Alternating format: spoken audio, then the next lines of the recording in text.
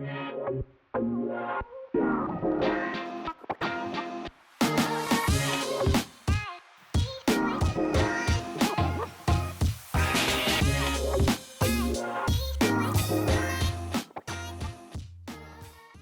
little quick disclaimer here. This episode discusses domestic abuse and may be distressing for some listeners. Information presented is based on publicly available online sources. If you need some help services, check the bio.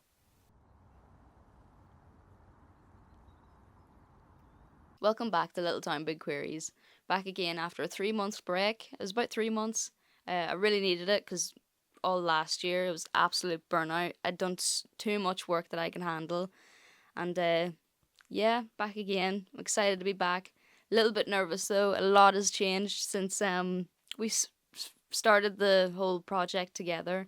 So it was supposed to be like a group project, like a group discussion of just like, normalizing queer topics and queer conversations in a small rural Irish town. And I only kind of came up with that idea was because like I wanted to start a project with friends, and that is like we all have that in common. It's something we could talk about, and I thought this is brilliant. No one else is really doing this in a small town, and it was going great. It's fantastic, but I think the rest of the crew aren't going to be coming back, so you're stuck with me maybe. But yeah, it's sad. We're gonna miss them, but I don't know. I kind of was about to give up the whole project because I was like, I don't know if I can carry this by myself. It's just too daunting. It was a lot more fun when, you're talking to someone in conversation. It was a lot more easier.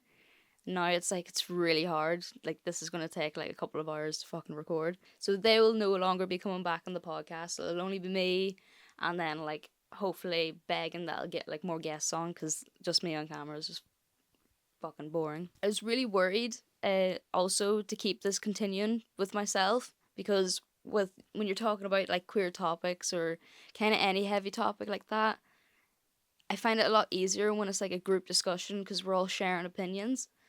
And when it's just me, it's just like I feel like I don't have the right answers when it comes to some particular queer topic. Like, I'd love to talk about anything, like I'd love to learn about anything, but I don't know, I have a lack of confidence in myself that I'm going to do it justice. I'm going to try. I mean, I'm too stubborn to give this podcast up. I've just put too much work into it to walk away. To see with the crew leaving, I feel like I've lost a lot of my support.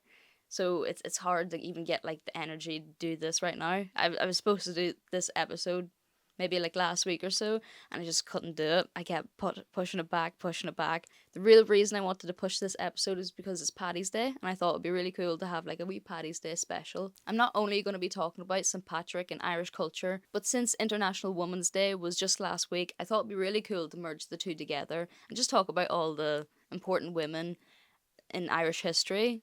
I'd also like to say a special thank you to everyone that came as a guest for our episodes in the past season. David Doherty Jebb, Martin Murray, Nolene Beef, Eamon Maguire, Saint Omen, and Disketball. Thank you for coming down to the podcast. I really appreciate it. It meant a lot, and it was so lovely mingling with everyone. And I really hope that you can come back on for another episode. It'll be such great crack. A lot has happened since I had my little break. There's so much bad news going on in the world. The whole bullshit going on with Trump and Iran and all that. I watched a video on TikTok there, and people are saying it's like, 9/11's gonna happen again, and it's fucking crazy. I'm way too deep into the conspiracy theories. More recent pretty shitty LGBTQ plus news would be I Kissed a Girl and I Kissed a Boy getting cancelled. The fuck was that about? Fucking unreal show. Such a good show. There was nothing really like that. And I think it was Queer Ultimatum that also got the axe in America. I think it's a Netflix show. It's like all these queer shows are just getting axed, and it's all due to no funding. But then, no, there's plenty of funding for the heap of shite that's already on TV. So I really hope that, like, I don't know, Channel 4 would be brilliant to buy it up. I think I seen a post on Instagram about Tinder buying it. I didn't know. Yeah, I think that's kind of perfect for them to do a dating show. I think it said they were going to call it Started With a Kiss instead of I Kissed a Boy or I Kissed a Girl. It'll just be that one title. And then, like, this new, like, I Kissed a Girl is going to come out, and that is going to be it. Well, if no one buys it up, and I really hope they do, because it's such a waste of a good concept. Like, people are just so dumb. So today is Paddy's Day, and the proper query for today is, I forgot, who are the iconic women in Ireland's history? But yeah, we'll start with what is Paddy's Day? Why do we celebrate it? Who is Patrick? Who is this fella? Before Christianity, Ireland was part of a broad network of beliefs we call Celtic paganism, a nature-rooted religious system shared across much of a pre-Christian Europe. In Ireland, spiritual life wasn't codified in one holy text. Instead, it was preserved through oral tradition, ceremony, and ritual embedded in daily life. Druids served as priests, philosophers, judges, teachers, historians, and ritual specialists. Roman writers described them as highly educated, memorizing vast cycles of verse, lore, and leading community rituals. The religion was animistic, believing in spirits lived in the earth, sky, rivers, trees, animals, and stars. Unlike tightly organized pantheons of Greece and Rome, Irish pagan belief was fluid and local, with many divine beings associated with nature, fertility, war, sovereignty, and the cycles of life. These pagans didn't worship one singular god. There was many gods that they believed in. There was Dagda, a father figure and protector, spirit associated with fertility, agriculture, strength, and magic. Le, a god of skill, craft, and light. His festival, Lunasa, celebrated the start of grain harvest every August. Brigid, a powerful goddess of poetry, healing, smithcraft, and fire. Her feast at Imbolc later became associated with the St. Bridget in Christian tradition. Morgan, a shape-shifting battle goddess often linked with sovereignty and fate in war. Irish pagans believed in another world, a realm of spirits, ancestors, and eternal youth, far from being hell or heaven. It is often pictured as a parallel land reachable through hills, lakes, or liminal times like dusk or Samhain. Seasonality was spiritual. The wheel of the year governed life through fire, feast, harvest, birth, death, and renewal. Imbolc, from February 1st, celebrating the first signs of spring, fire, light, lambing, healing, and the goddess Brigid. Beltane from the 1st of May, marking summer's beginning, livestock were driven between sacred fires for protection and fertility. Lunasa, from 1st of August, a harvest festival of feasting, games, thanksgiving to Lu. Samhain, from 1st of November, the Gaelic New Year and time when the boundary between the living and spirit realms was thinnest. Who was St. Patrick? St. Patrick wasn't born Irish, he was actually Welsh. Most historians believe he was born in Roman Britain around the late 4th century to a Christian family. His father was a deacon, his grandfather a priest. That must have been fun. At 16, he was captured by Irish raiders and enslaved in Ireland, where he tended sheep and found strength in his Christian faith. After escaping, he trained as a cleric and eventually felt called to return to Ireland as a missionary. Patrick's own writings show that he saw Irish pagan practices through a Christian lens, often dismissing them as idolatry, but this understates the complexity of the long-established belief system. Ireland at the time wasn't spiritually empty or morally inferior. It had deeply meaningful religion grounded in land, community, ancestors, and the sacredness of nature itself. One of the most fascinating aspects of Ireland's conversion isn't what Christianity replaced, but what it absorbed and transformed. Fire rituals became Christian festivals. Patrick and later missionaries used fire ceremonies familiar to the Irish at key times of the year, especially Easter. Fire rituals were redirected into Christian Easter vigils and celebrations of light. Seasonal festivals become Saints' Day. Imbolc became St. Bridget's feast day, the 1st of February, honouring the Christian saint with roots in the goddess Bridget's attributes. Samhain influenced the timing and themes of All Saints' Day / All Souls' Day around the 1st and 2nd of November. The night before All Saints' Day became All Hallows' Eve, Hallow meaning holy or saint. This was then developed into the Halloween that we know today, the Legends of the Snakes. Perhaps the best known tale is that Patrick drove the snakes out of Ireland, but Ireland has no native snakes. There's a few still here. This is likely metaphorical. The snakes symbolize paganism, druidic traditions, or spiritual practices that receded as Christianity became dominant. So yeah, that was our religion before St. Patrick, which, not gonna lie, I much prefer the pagan life than the Christian life. I think it's a lot more fun. It sounded like a lot more fun. And it's such a shame that we're ditching like all these like sick gods and goddesses that we could have worshipped and swapped it out for this one like male god. But now, to bring the girl power back, I think it's time we move on to Ireland's iconic women. So in no particular order, we have Hanna Sheehy-Skeffington. Hanna was one of the most fearless feminist activists in Irish history. Born in Cork in 1877, she grew up in a politically engaged family but became increasingly frustrated by the lack of rights women had in Ireland. In 1908, she co-founded the Irish Women's Franchise League, a militant suffrage organisation campaigning for women's rights to vote. In 1912, she and other suffragists smashed the windows of the Dublin Castle to protest women being excluded from voting rights. She was arrested, imprisoned, and went on hunger strike. In 1916, her life changed dramatically when her husband, the pacifist journalist Hanna Sheehy-Skeffington, was executed by British forces during the Easter Rising. Instead of retreating from politics, Hanna travelled across the United States campaigning for justice and Irish independence. For the rest of her life, she continued fighting for women's rights, criticising laws that limited women's employment and independence in the new Irish state before dying in 1946. Legend. Nell McCafferty. Nell was one of Ireland's most fearless journalists and feminist activists. Born in Derry in 1944, she grew up in a conservative society where women were expected to stay quiet and obedient. McCafferty did the opposite. After studying at Queen's University Belfast, she became a journalist with the Irish Times, quickly gaining a reputation for her sharp wit and fearless criticism of politics, the church, and sexism in Irish society. She became a key figure in Irish women's liberation movement, campaigning for contraception, reproductive rights, and gender equality. For decades, many Irish pubs refused to serve women pints of beer, claiming it was unladylike. Women were expected to drink wine or smaller drinks instead. McCafferty and other feminists deliberately went into pubs and ordered pints in protest, forcing public conversations about how ridiculous and sexist the rule was. McCafferty was also openly lesbian at a time when very few public figures in Ireland were. She spoke candidly about sexuality, feminism, and Irish society. Jocelyn Bell Burnell. Jocelyn is one of the most important astrophysicists of the 20th century. Born in Northern Ireland in 1943, she developed an early fascination with astronomy, even though girls were often discouraged from studying science at the time. While completing her PhD at Cambridge in 1967, she was analysing radio telescope data when she noticed a strange repeating signal coming from space. The signal appeared as extremely regular pulses, nicknamed Little Green Men. The signal turned out to be something far more extraordinary: pulsars, rapidly spinning neutron stars that emit beams of radiation. The discovery revolutionized astrophysics. However, when the 1974 Nobel Prize in Physics was awarded for the discovery of pulsars, it went to her male supervisor and another scientist, not to her. What the fuck was that about? Fuck men. Ruin everything. In 2018, she won a major physics prize worth $2.3 million. Bit late, and donated the entire amount to fund scholarships for underrepresented students studying physics. Tell me a man that would do that. Jenni Wyse Power. Jenni was a major but often overlooked figure in Ireland's suffrage and nationalist movements. Born in County Waterford in 1858, she grew up in a politically active household that supported Irish independence.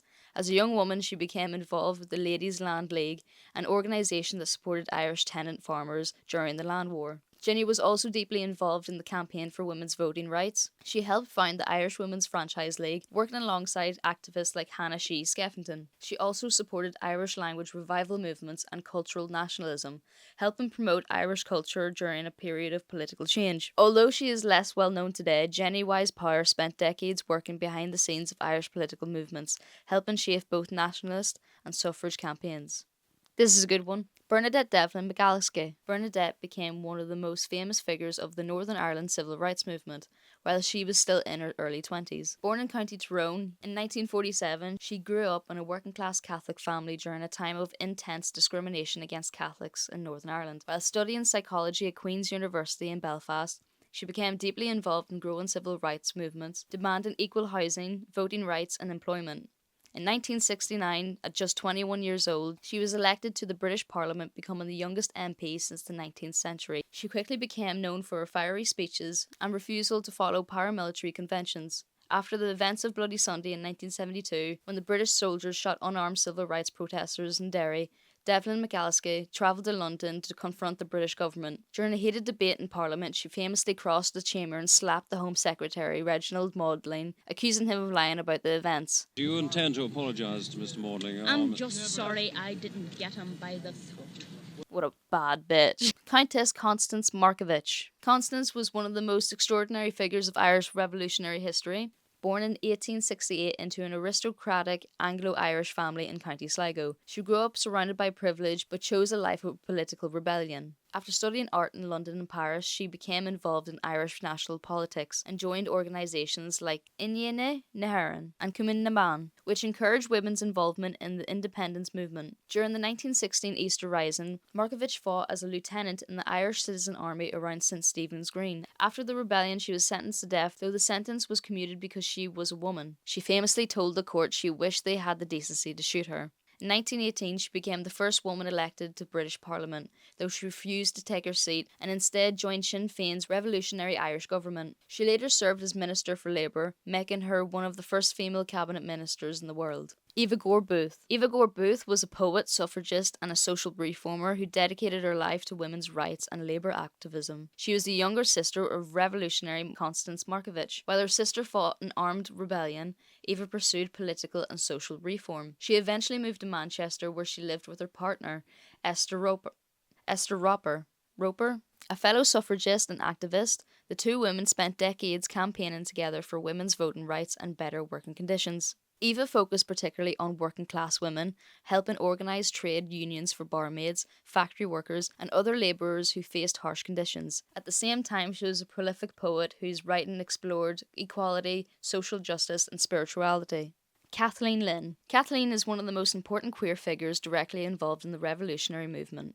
She was a doctor, suffragist, and a member of the Cumann na Mban. She was essentially the women's auxiliary and revolutionary organisation that supported the Irish nationalist and Republican cause in the early 20th century. It played a crucial role in the struggle for Irish independence, alongside male groups like the Irish Volunteers and later the Irish Republican Army. During the 1916 Easter Rising, she served as a chief medical officer for the Irish Citizen Army and was stationed at City Hall in Dublin. Lynn spent most of her adult life living with fellow activist Madeleine French Mullen, a radical nationalist trade union activist, and also a member of the Cumann na Mban. The two women shared a home for decades and founded St Ultan's Hospital, the first hospital in Ireland dedicated to the healthcare of poor children. Their lifelong partnership is widely interpreted by historians as a romantic relationship, making Lynn one of the most prominent lesbian figures in Irish revolutionary history. I know my entire theme was talking about all Irish women, all the Irish icons, but there was this particular icon that stood out, and it's not a woman, but I thought it's nice to hear this. James Barry was one of the most unusual and impressive doctors of the 19th century. Born in Ireland in the late 1700s, Barry studied medicine at the University of Edinburgh before joining the British Army as a military surgeon. During a time when medical knowledge and hygiene were still developing, Barry became known for strict discipline, medical skill, and a determination to improve conditions for patients. While working in Cape Town, Barry carried out one of the first recorded successful cesarean sections in which both the mother and baby survived. Throughout a long career across the British Empire, Barry pushed for cleaner hospitals, better food for soldiers, and more humane treatment for prisoners and people with diseases such as leprosy. Many colleagues described Barry as brilliant but fiercely argumentative, always challenging authority when he believed patients were being mistreated. Only after Barry's death in 1865 did a surprising detail emerge. The army surgeon who had spent his entire adult life living as a man had actually been born a woman. Historians were conflicted. They thought he adopted a male identity in order to study medicine and practice as a doctor at a time when women were not allowed to do so. They don't know if they're actually genuinely transgender or not, but you kind of think, I'd say so. I don't know. I wouldn't be able to commit to lying about my gender just to get a job my entire life. I couldn't do that. So it's nice to know that C-sections are only about today thanks to a transgender person. And I wouldn't be here if my mom didn't have C-sectioned. There's a lot of people out there that it saves lives, and you know what, I'm proud. It's some stuff I wanted to discuss before, but it's so serious and so heartbreaking that I just don't think I never thought I'd be able to do it justice or I'd say the right words or anything, but it's getting so serious, I'd feel stupid not talking about it. So since 2020, 29 women have been murdered in Northern Ireland alone. I just wanted to take a moment to remember all the women that have lost their lives to femicide. The femicide epidemic in Northern Ireland is absolutely disgusting, and it's actually frightening to, I'm pretty sure I read that Northern Ireland is up there with the most dangerous place for women. You never think this stuff will happen at home. But for Manna to have two big tragedies in the space of a year, it's hard to ignore it, and I don't want to be disrespectful, talking about it, but just to kind of show awareness. Behind that number, 29 women, they're real people. These were women who had families, had friends, had jobs, they had plans and whole lives around them. It's important that they're not just remembered as a statistic, but as the people who mattered and the people who should still be here today. So this is a moment to acknowledge them, to remember them, and to keep their names and stories in mind. Most of these incidences happen either inside the home or they happen to you by someone that you know. If you're suffering from domestic abuse from family or partners, it's going to be really hard to reach out because sometimes you don't know that what's happening to you or the way that they're treating you is that fucked up until you talk to someone. I think that's the most important advice, is that even if you think like, oh, they're treating me, there's a few red flags here, talk to someone, because I guarantee when you talk to someone and you just tell them how your partner's been treating you, you'd see your friend's jaw drop. That happened to me in therapy all the time. I'd say stuff to my therapist as if it was nothing, and his jaw would be on the floor being like, did that actually fucking happen to you? And I thought it was okay, but then it made me realize, no, actually the way I was being treated was fucked up. So I don't blame people that like don't want to go and ask for help, because sometimes they don't know that they need help. But there definitely is help out there. There's loads of people you can speak to, and here's a few numbers I can shout out now. The 24-hour domestic and sexual abuse helpline, 0808 802 1414. For Women's Aid Northern Ireland, 028 9024 9041. Mental Health Crisis Lifeline, 0808 808 8000. Samaritans, 116 123. And seriously, if you ever have an emergency, 999, call the police, get the police on that shit. Like, you're safer just getting the help straight away, and you're not going to be in trouble for asking for help. That's never going to happen. But yeah, sorry to end on such a serious note there, but I think it's so important to talk about, because it actually, like, I can't be the only woman in Fermanagh or all of Northern Ireland that's like shit scared to like be in an area of a man, because you don't know what they're gonna fucking do to you. But anyway, this is supposed to be a Paddy's Day special, so this will be posted the day before Paddy's Day. And I just wanted to say everyone have a good time. Just like, it's been a lot of like darkness in Fermanagh and Northern Ireland, and you know what, the whole world's pretty much fucked at this stage. So just have a good time. Just tell people where you're going. Watch your drinks, women. Make sure you don't leave your drinks out. And yeah, be safe. Don't mix your drinks. Don't be taking any funny substances if you don't know what it is. And yeah, love you loads. Please subscribe and like and follow all the socials. Give me the confidence to keep going, because it has been an absolute wreck trying to like set up here. I'm shaking throughout, and it's been 2.5 hours. Yeah, I really hate talking to myself. But anyway, please join me in the next video. See you later.